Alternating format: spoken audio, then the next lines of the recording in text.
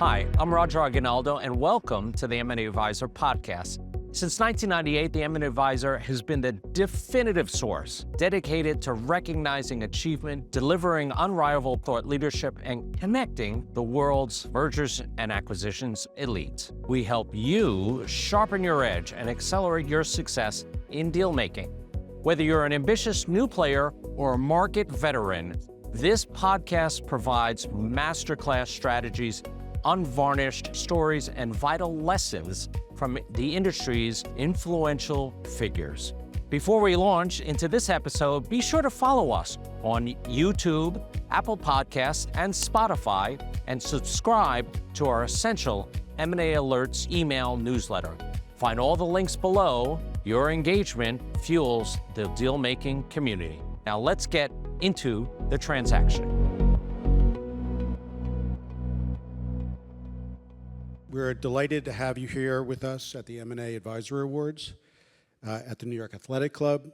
Thank you for making the trip from Northern California to spend time with leading investors, bankers, lawyers, and accountants, and others from the global middle market financial community. Perhaps you could start by telling us a little bit about your background.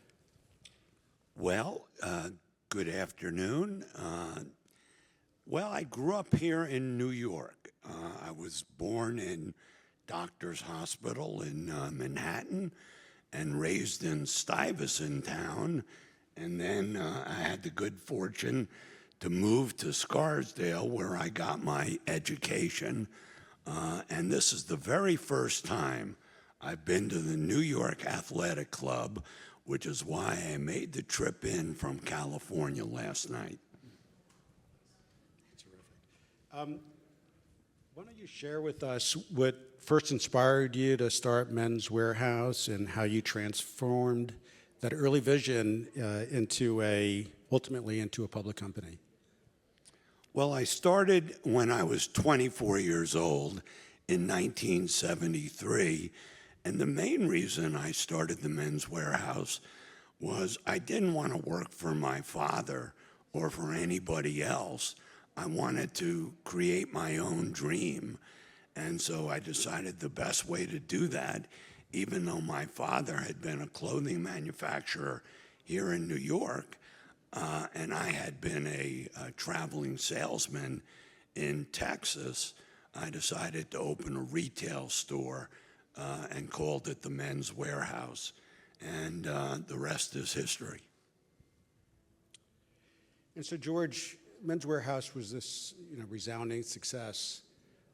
What made it special? What was the unique ingredients? What was the secret sauce that made the company so successful? Well, I like to think of myself as a business operator, not a private equity guy or money manager. And what I felt when I opened Men's Warehouse was that I was going to focus on my employees and my customers. And that really stood me well over time because I ended up with 20,000 employees, most of whom really loved me, and millions of customers who felt similarly themselves. Yeah. So you have this great run at Men's Warehouse, and you've talked about the relationship with customers. You've spoken to me about that, and employees. I think you mentioned to me that you didn't take a paycheck since 1992 when it started. And then, tell me, that was a little bit of your attitude about entrepreneurship? Yeah. I started the company in 73, and in 92 we went public. And I decided then that I had enough money and that I wouldn't take a paycheck anymore. And that went on until today. I've had a company called Generation Tux. We're in the wedding business, and that's been in business for a little over 10 years. And this entire time, I haven't taken a paycheck because I want the people that I work with to understand that I do this because I love it, not for the money. And so, George, you have this great run at Men's Warehouse. And then in 2013, you were fired. And just tell us the story about that. What led up to that? Obviously, a big change, momentous. What just led up? What's the story behind that? Well, in '92, we went public with a market cap of about $100 million. And in 15 years, right after the '08 recession, our market cap was $2.5 billion. So we had a hell of a run. But what happened with my board of directors is that I had named my COO CEO and started to have disagreements with him. And so I approached Leonard Green to see about taking the company private. And the representative of Leonard Green said that he could get me a 30 to 40% premium to my stock price, which excited me beyond belief. I was on an airplane the next day with my family going to New York, and I called the board of directors to tell them the exciting news that we had received this offer. And what I didn't realize at the time was that the board did not think that was a very exciting thing. I was so naive, I didn't realize that going private would threaten their careers, but they certainly realized it. And so the next week they brought me in and fired me without ever mentioning taking the company private. They just mentioned other disagreements they had with me. And so, George, you go through this experience. I think it's deeply frustrating, disturbing. I'm sure you took time to reflect on what had happened and process what had happened. Certainly, you're in a position to play tennis, play golf, and do other things. What is it in you? What drove you then to start something completely new and to get back on the field and to start Generation Tux, the business that you currently run? Well, it's not completely new because in the 90s, while I was running Men's Warehouse and business casual had become very prominent in America, we needed another way to generate revenue. So we started the tuxedo rental business to complement weddings. And so after I was let go at Men's Warehouse in 2013, after spending about 6 months trying to figure out what I was going to do, I realized that I was not made out for retirement. And so I took the best part of Men's Warehouse, which was the tuxedo rental business. And as I've said since then, I love being in the wedding business without being encumbered by 1,000 men's clothing stores.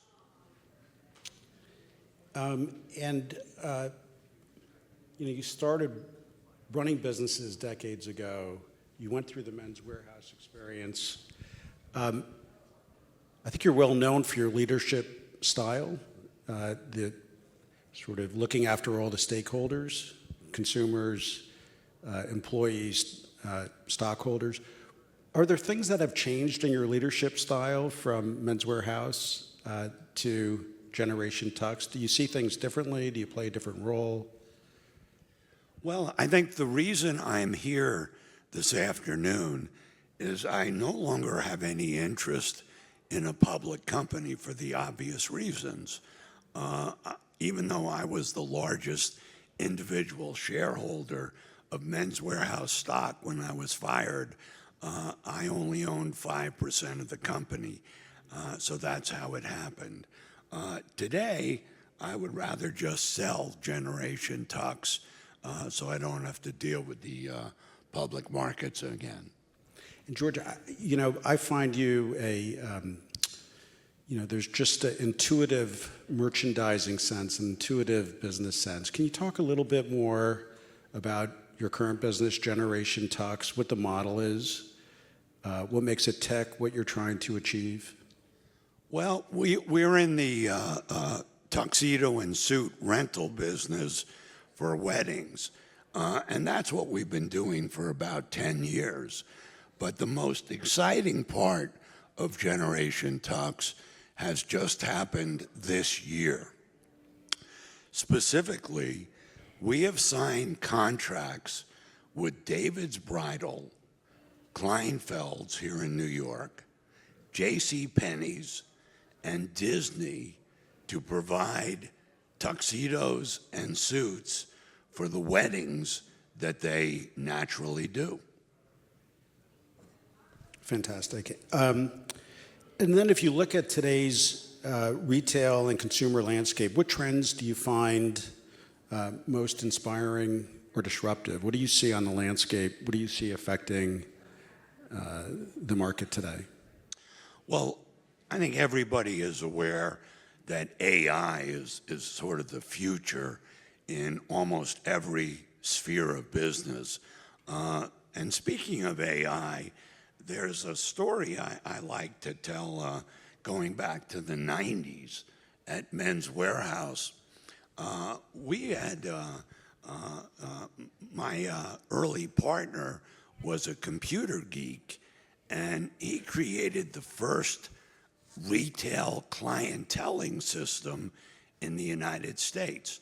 What we used to do in the 90s, we would print on that green bar computer paper a list of every salesman's customers, everything they had purchased, the price they had paid, the size they wore, and the swatch that they had acquired. Every month, every salesman received a computer printout which listed all their customers and their purchases so that they could call them, and the word is clienteling, to suggest that they come in and buy something else.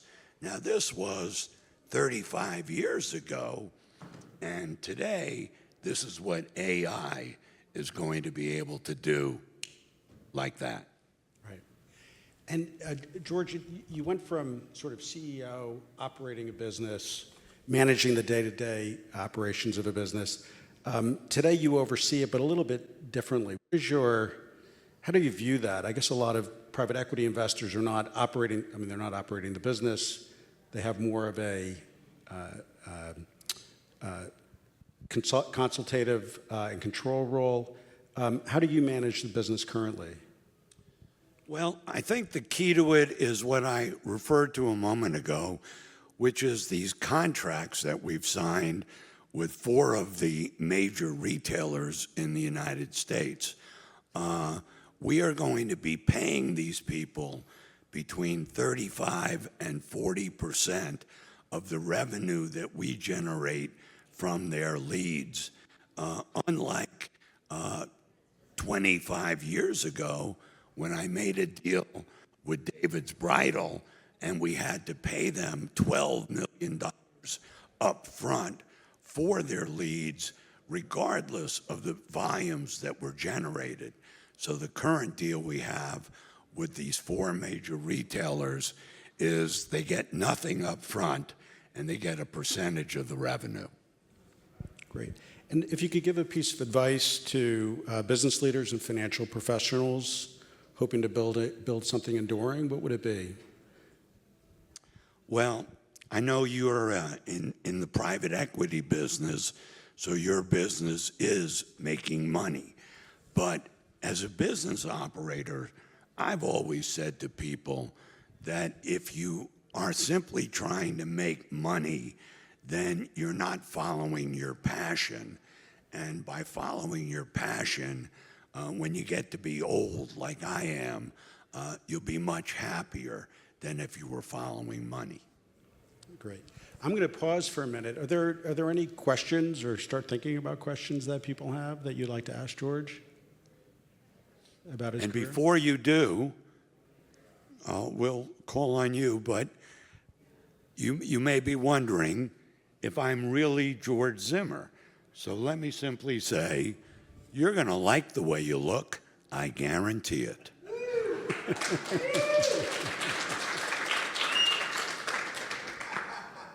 Question over there?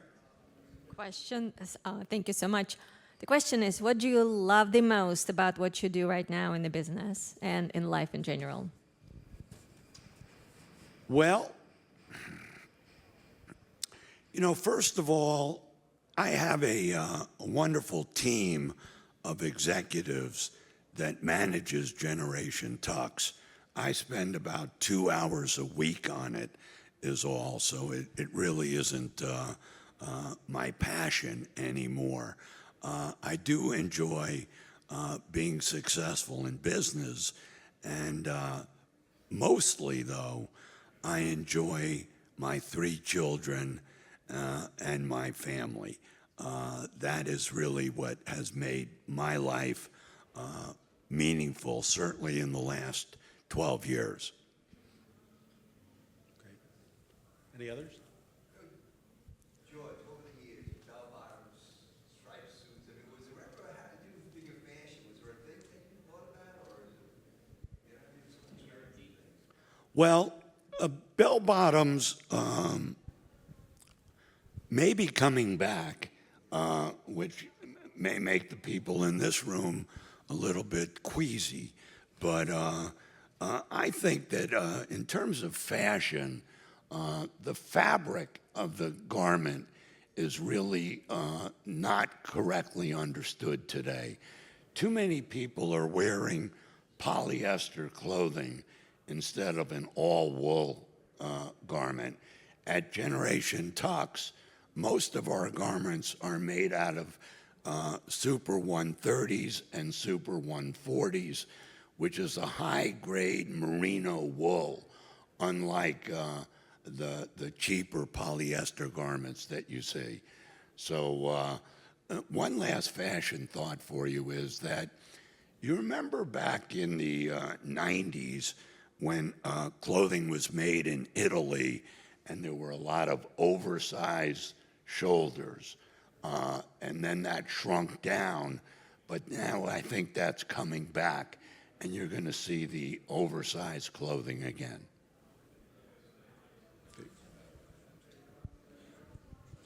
Hi, George.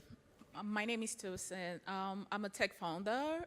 I'm really curious how you were able to grow your business from 200 million to 1.2 billion over 15 years' time. Do you mind digging in on some of the strategies you used at the early stage to grow the business? I couldn't understand. Yeah, it was a little bit hard to with the mic. I think your question was, how did he build the business from 200 million to? Yeah, just the strategies that he used at the early stage to really scale. Strategies From the to- market cap of a, well, certainly luck had a lot to do with that. And as I like to say to Bob, I said it at lunch, over my 40-year career at Men's, we would have battles with individual men's retailers all across America. And we ended up winning 100 of those battles, losing none, and having one tie. So on the way to developing a $2.5 billion company, we put a lot of independent men's clothing operations out of business, but we usually acquired their assets and their inventory when they closed their doors. So, George, another question for me. I found with you and other sort of iconic retailers that there's, you're very numerate, very quick on the numbers, a real sense of merchandising. We have a group here that is highly quantitative, highly analytical, and used to really evaluating businesses in part on purely numeric information. But a true merchant and successful business person in this arena there is a lot of just feel. There is a lot of accumulated knowledge. There is a sense of consumer behavior. How, in your mind, how much of it are you relying? I mean, I know you rely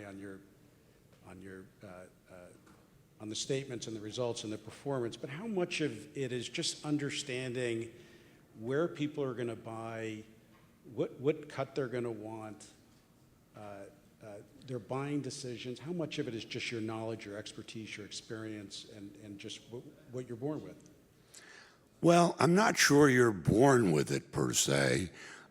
You acquire the knowledge over a career, over a lifetime. So today I could probably tell every man in this room what size he wears, even if you didn't agree. That would be the correct size, the one I told you, not the one you thought. Sure. So I would lie about my height, and someone else would lie about something else. And men, you know, one of the ways in Generation Tux that we've been successful is we ask our customers for 4 pieces of data that they can enter on their computer: their height, their weight, their shoe size, and the waist on their most recent jeans purchase. And what we found is that men lie about those numbers all the time. So about 15% of the business we do, we have to reship, usually because the man has lied either about saying his foot is bigger, he's taller, or he's lighter. And you have opened up some showrooms. So do you, right? Because this started out really online. So is that how you're managing to get better information? In other words, if someone comes in versus if they fill out the information online? Yeah, the showrooms, we have a half a dozen showrooms, including our most recent one, which is going to be inside Kleinfeld's. And I think the operative word in the showroom and in business in general is trust.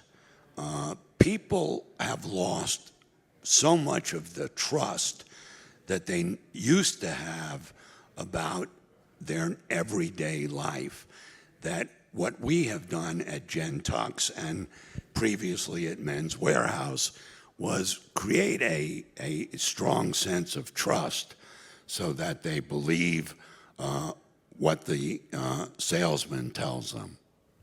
Very good. Other questions?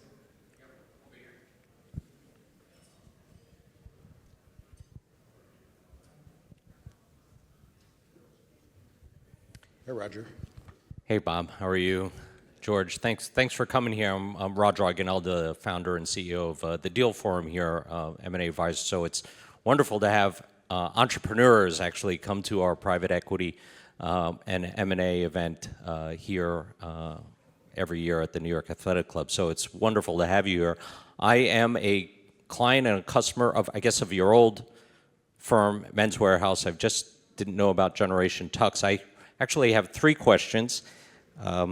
One of which is serious, and 2 are just, you can answer it if you want. One, private equity. I guess you went public in the 90s, and private equity wasn't certainly, as developed or mature as it is.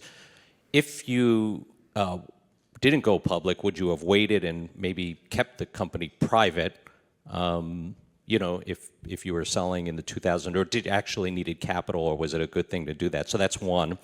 Number 2 is, want to get your opinion on microplastics, all right? So when you wear polyester and on that, this thing about microplastics on your body when you could just have, cotton and wool. Yeah. And the third question I have is, guess my size. I'm about 5'6". My shoe size is 8.5. My waist is 29-30, and what was the other thing I have to give you? My pound, about 140 pounds. Now, 3 of those 4 are actually true. I did lie about one of them, so go ahead. You're a 39 short. What are you? 40 short. Very good. Okay, well, you know what? You could be a 39 short. Okay. So Hard to get the 39s, though. It's either 38 or Run around the block. 39. Okay, thank you. microplastics are a big problem on planet Earth, and I don't know if anybody has discussed polyester clothing in terms of its impact on microplastics. And then what was your other question? That was the serious one, which was private equity. Would you have Yes. sold, when you went public in the 90s, right, when private equity wasn't as mature as it is today? If you could predict the future that private equity would be a market, would you have stayed private? Well, Bear Stearns took us public, so that ought to tell you quite a bit about my state of mind at the time. They flew me up to New York. I was living in Texas, and they wanted to question me about whether I had the appropriate ethics and morality to be the CEO of a public company, which is quite ironic considering what happened to them. To answer your question specifically, I had started Men's Warehouse at the age of 24, and after 19 years, I wanted to make some money. And so when we went public in 1992 with a market cap of about $100 million, we raised $7 million in the initial proceeds. And that's why I stopped paying myself after that, because I felt so much money. Would I have waited for private equity?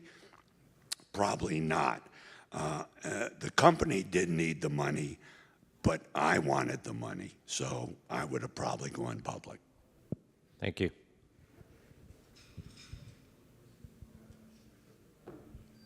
Okay. And I guess one other question for me is, George, what was it like? You started the business with your father, right? You were in business with him. And then what happened? You started the retail portion of the business and then men's. What was it like working with your father and then I think also your brother? Yeah.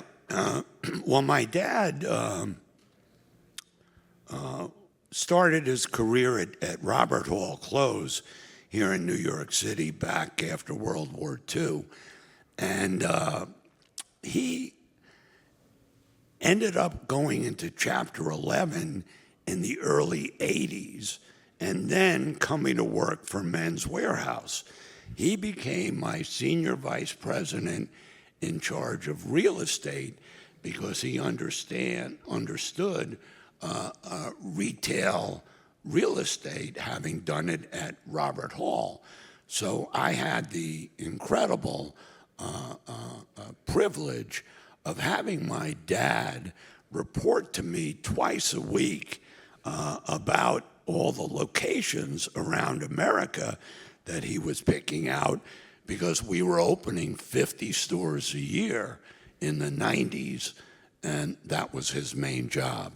So, yeah, it was quite something to be able to have your dad report to you and have to criticize your dad when he made a mistake. That was quite an awkward moment. Okay, I can imagine. And I guess two more questions. One is, how big we don't have to talk about numbers, but in terms of growth and ambition, Generation Tux, you've really positioned the business. What are your expectations? How far do you want to take it? How big could it get? Well, I think that Generation Tux is going to become the dominant wedding player in the United States. Right now, Men's Warehouse is, but their business is down about 20% this year after having dropped a similar amount last year. So I think it's just a matter of a few years before Generation Tux overtakes Men's Warehouse and we become the dominant wedding player in America. Amazing. You're certainly well positioned to do that. I guess the last thing is just an open-ended question, which is any piece of advice to successful younger business people trying to have impact, have success commercially, economically, and also lead a meaningful life? You've certainly done lots of things in your life. Well, you know, I have 3 kids, and I tell them all the same thing, which is that what's important in life is the person you select as your mate and the family you're able to create. That's about 2/3 of life's success or happiness. Only 1/3 is your career or the amount of money you make.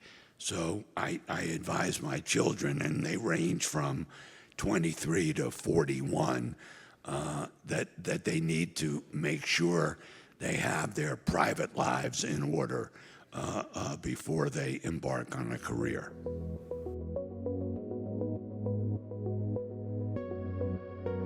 We hope today's episode delivered actionable intelligence. We want to hear from the field. Share your questions or insights, leave a message on your favorite platform, or email us at editor@maadvisor.com. To secure your steady feed of premium M&A content, follow us on Spotify, Apple Podcasts, and YouTube, and subscribe to our M&A Alerts email newsletter. Find the links in the description below or visit us directly at our website at www.maadvisor.com. I'm Roger Aguinaldo, founder and CEO of the M&A Advisor. Thank you for being part of the M&A Advisor community. Until next time, stay decisive, stay connected, and happy dealing.